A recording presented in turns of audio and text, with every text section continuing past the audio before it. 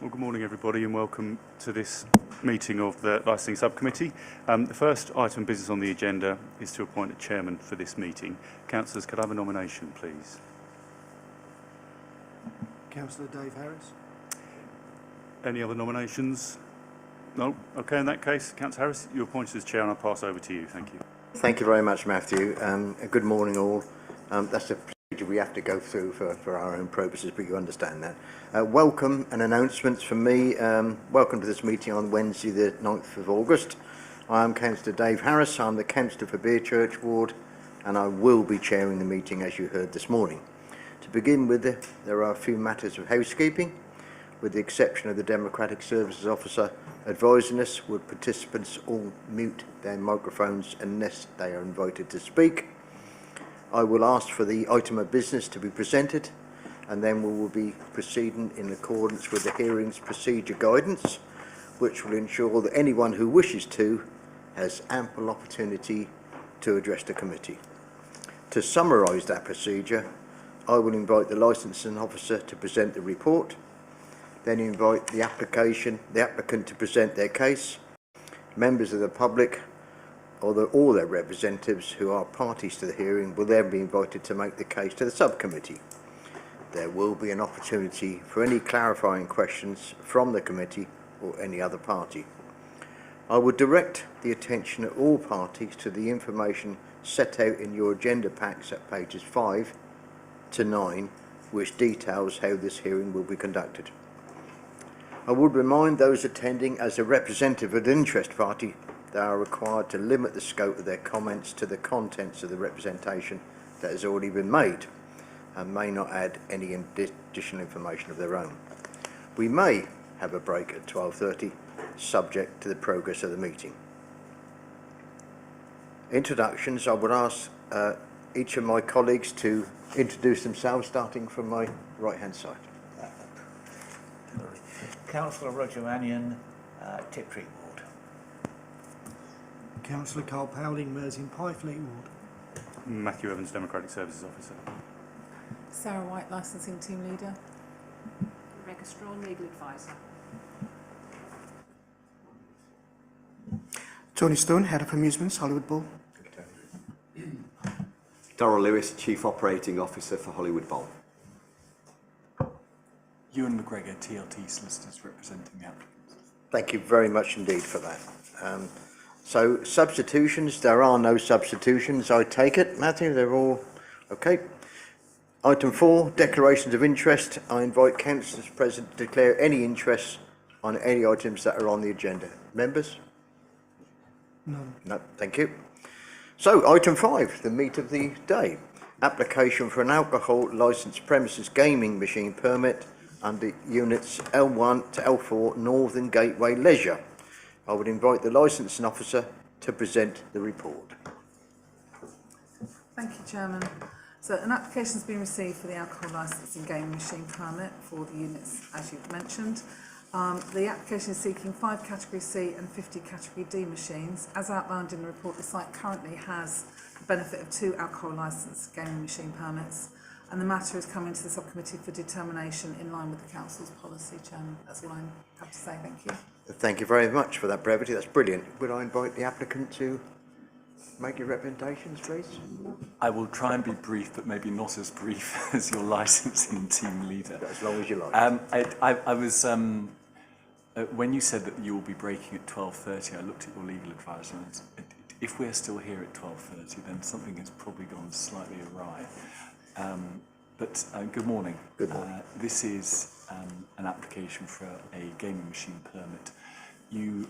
I was talking to your Democratic Services Officer, Mr. Evans, on the way up, and we were trying to remember when we met. I think it was 2021, and I don't know if you as committee members were sitting on that day. And we met online in the dark days of COVID, and so it's quite nice to be out of the office and to be in Colchester. The reason for the application is that the original bowling company had 2 premises licenses, one for the ground floor and one for the first floor. And on the ground floor was their Hollywood Bowl concept, which is a 10-pin bowling concept, and this is all part of the Northern Gateway redevelopment, which you'll be more than familiar with. And then on the first floor was their mini golf called Puttstars. And for a variety of reasons, they have decided to combine those two units, which has necessitated not only an application for a new alcohol premises licence for the totality of the two units, the ground floor and the first floor, but also a new gaming machine permit. And as your report very helpfully sets out, is that the two permits previously were both for 5 Category C and 35 Category D machines, so in totality 10 Category C and 70 Category D machines. This application is for 5 Category C machines and 50 Category Ds, so there is an overall reduction in the number of machines that are being applied for.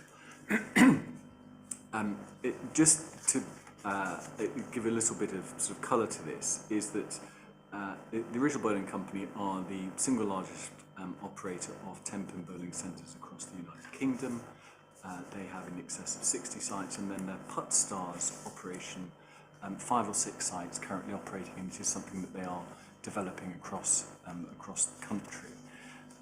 It won't surprise you that since we met in 2021 as a responsible operator, their policies and procedures grow and they get adapted and they get reviewed, and we have sent you some documents. I'm not going to take you to them, but there are 2 things that I would just highlight, and one is this, is that all of the premises in the Original Bowling Company estate are audited both internally and externally, and I've provided with a document that sets out the sorts of things that are audited in terms of the provision of machines within their premises. There is also the auditing of the alcohol licence and compliance with the alcohol licence conditions. And then the other significant change, which assists with the age verification process, is that they are moving to facial recognition on their Category D machines, which are the over 18s only. They are not replacing their physical, I mean that in the broadest sense, contact between customers and members of staff, but it's there to enhance their existing policies and procedures. And it has been shown across the country that it is a useful tool to have. The Gambling Commission are very supportive of facial recognition, not to replace existing policies and procedures, but as I say, to enhance the procedures that are already in place. And the feedback that we have had from other local authorities for facial recognition technology has been very positive. And the intention is that these premises will hopefully open in November. And when they do open in November, then there will be facial recognition on the Category C machines that are being installed. Category C machines, as is the policy for the Original Bowling Company, Hollywood Bowl, Puttstars, is that those are all positioned within sight of the bar so that they can be easily monitored. And I think that's probably a point I made to you back in 2021, and it's a point that I make to every committee, and that is what happens across the estate. The number of machines, Category D machines, 50, at first blush may seem very, very high, and not what you may be used to granting for pubs or other venues across the country. The reason for that is that there was a change some time ago in the way that the Gambling Commission counted Category D machines. So if you had the easiest way that I can explain this, if you have a penny fall machine that has 8 positions round it, historically that was 1 machine, but that is now 8 machines. So you might go from having a permission that authorises 1 machine to 8 machines and think, well, hang on a minute, you're multiplying the number of machines by 8, but actually you're not. You're keeping the same physical machine that might have 8 positions or 4 positions, and you also have cranes that have maybe 2 or 3 positions. So it is 50 positions, not 50 machines, but you need the permit for the positions rather than machines. So hopefully I've explained that clearly, and that is a change that has necessitated various applications across the country. It sometimes raises eyebrows, but the reality is that you're stuck with the same number of machines. And so, having moved from 70 machines, where there was sufficient space for those 70 machines, over the 2 levels, we are now reducing that down to 50. On each level, I should have said, is that on the ground floor, I think I did say on the ground floor you have Hollywood Bowl, and then on the first floor you have 2 mini golf courses and then a number of what's called duck pin, which are smaller. It's more like Skittles. It's a faster game, balls are smaller, and if you need more information about that, then Darryl and Tony will be able to assist you with that. There are no representations to the application. The only reason that we're before you is because of your policy, and I fully respect that. Operations like this don't easily sit within gambling licensing policies across the country, and the applications you get for permits are probably for 2, 3, 4 or 5 machines. So it does sit slightly out of the norm, but actually it's the norm for the original bowling company, and they have permits for similar numbers across their estate up and down the country. So there are no representations. I would invite you to grant the application. I know Darryl and Tony, if you've got any questions for them, then they will be more than happy to assist you. But it is hopefully a relatively straightforward. You always sort of cross your fingers when you say these things as a lawyer. It's a relatively straightforward application for you, and I would invite you to grant the application. Thank you. Tony, did you want to add anything? No, thank you.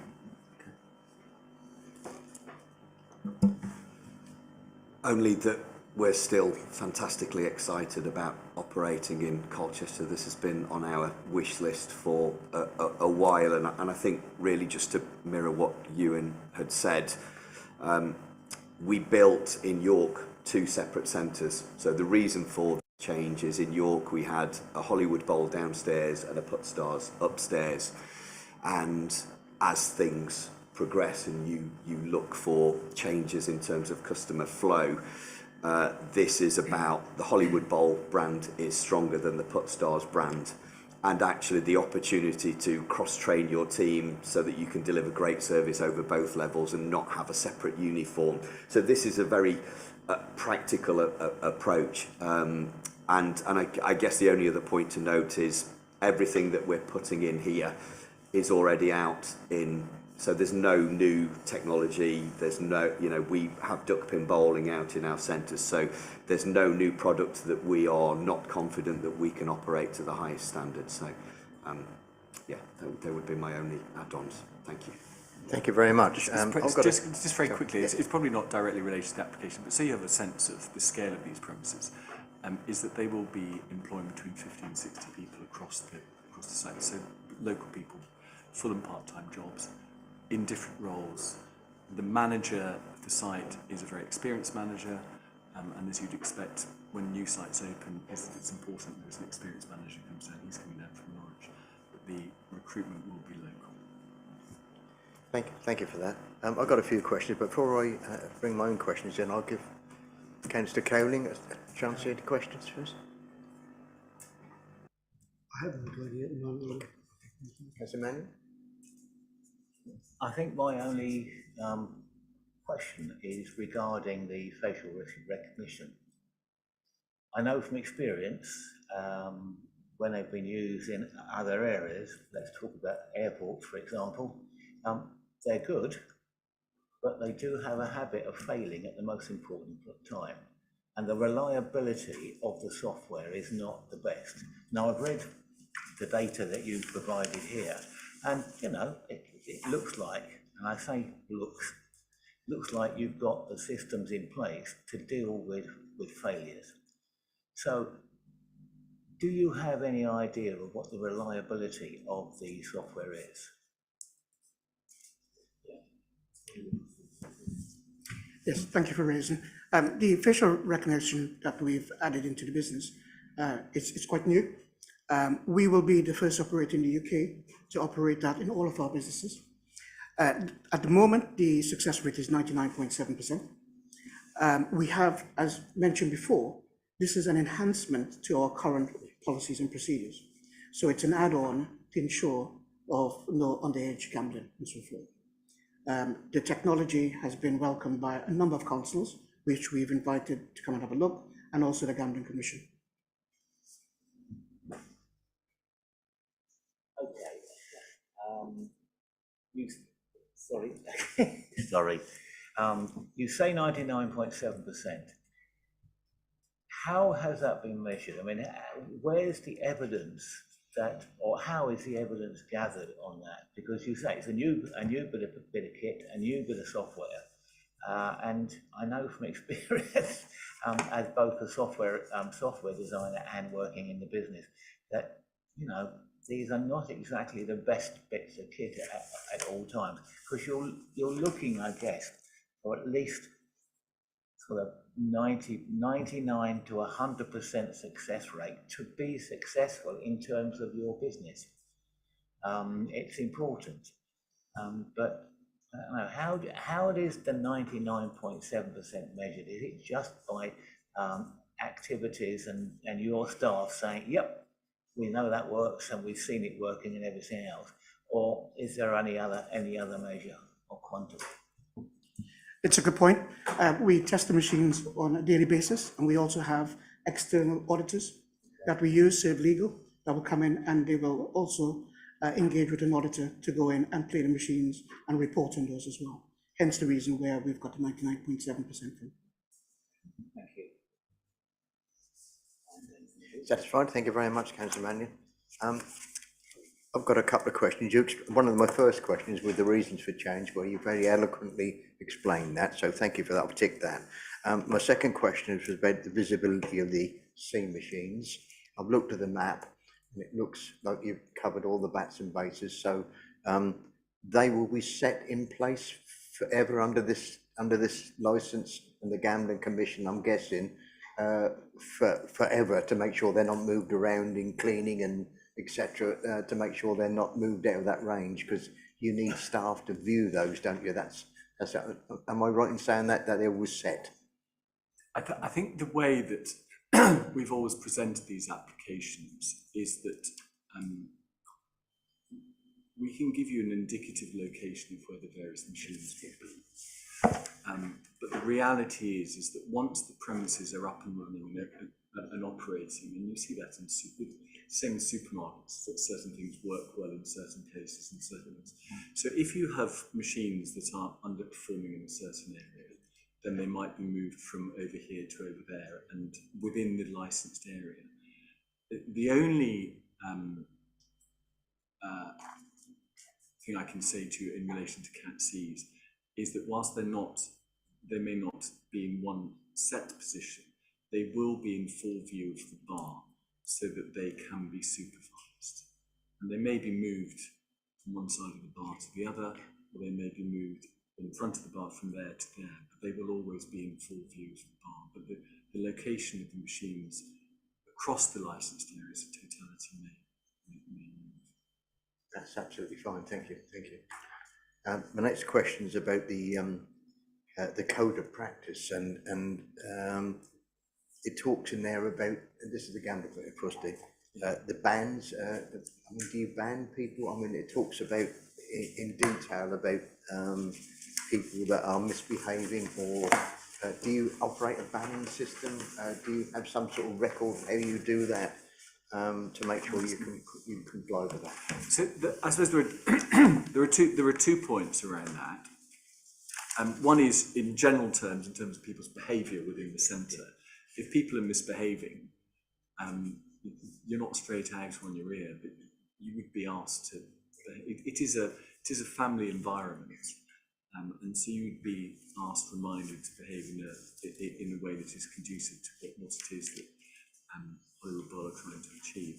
But more specifically, in terms of gaming, there are procedures for people who can report. Staff get training in terms of issues of problem gambling, and if people do want assistance, there are GamCare signs on the machines where they're required. Those are audited, and that's part of the process of the auditing, which you will have seen in the document that I provided. I know Darryl wanted to say something, and it's probably better hearing it from you. You would have said a lot of what I was going to say, but yes, we would put into place banning orders, and we go into every centre with our team and customer safety at the heart of everything we do. So not only with with gambling, but actually this is a family entertainment environment, and I would not want anybody coming in and feeling unsafe and therefore not returning to us. It would be an uncommercial decision to do that. So we will do whatever we need to do when we get into a centre. And I think to build a little bit on what Ewan said, if we move a machine, it's because actually it's not as visible as it looked on the drawings, and we will make it more visible based on the team feedback, and we will do whatever's needed in terms of additional training and support for our team, but also if we need a security provision, etc., and we will increase that as needed. I think it's really important that we are valued as a family entertainment centre for everyone to enjoy, and we will do whatever it takes as diligent operators to make sure that happens. Thank you. My next question is about the machines themselves, the physical being of them. I'm very rarely, I don't play them, I do apologise, but do they accept cards or is it cash only? The majority of our machines accept cash only. However, there is some facilities where you can facilitate by using a card on a change machine, for example, to dispense coins to facilitate the machine use. Okay. So I'm guessing you've got processes in place to make sure that those that seem anxious or on the edge of betting more than they can afford, you've got staff trained nearby for that sort of thing. Yes, it's all part of our training. No member of staff is allowed to commence duties when they're first hired, unless the training is completed. Thank you very much. Thank you. And a subtle difference, our change machines are in the main body of the amusements. So actually from a category C machine, you have to step away from the bar, which gives you that moment or two of our change machines are not next to the category C machines, which does give people that pause. With the new digital AWP machines that we have in, there are lots of prompts, as you would expect, on the digital journey to allow for the safe use of those gambling facilities. Thank you very much for that. Councillor Cowley? No problem. Okay, I have no further questions. Anything from our legal team? No. Okay. Your opportunity to sum up under the process. I would say, I'm not going to repeat everything I've said. Thank you very much for your questions. Hopefully they've been answered satisfactorily, and interesting that we have somebody who sits on the committee who knows a lot about IT development and design. They're experienced operators. They've been doing this for many, many years. They have permits like this across the country. They are improving their policies and procedures, and these procedures don't just sit on a shelf in an office and gather dust, and as time goes by, policies and procedures change. They've changed dramatically over the last 2 years because of the changes in technology and all the things that we can assist. The important bit about the technology, it is there to supplement the existing policies, and it's not just let the machine do its job. We make sure that the machine is doing its job in conjunction with the operators. It is a reduction in the overall number of machines from those that you previously kindly granted, and there are no objections to the application. Thank you very much for the summary. We'll adjourn the meeting. We will retire to another room for a time limit that is unknown, and we will discuss and come back to you.